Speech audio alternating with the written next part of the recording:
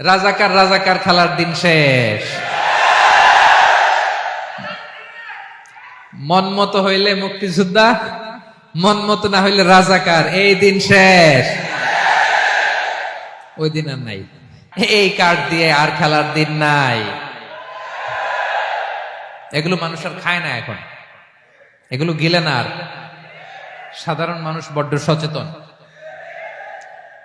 দেখেন, কালের বিবর্তনে, সময়ের আবর্তনে একই পরিক্রমা আমাদেরকেও ট্যাগিং করে, আমাদেরকে মৌলবাদী বলে, ব্যাকডেটেড বলে, রাজাকার বলে, জঙ্গি বলে, যুদ্ধাপরাধী বলে।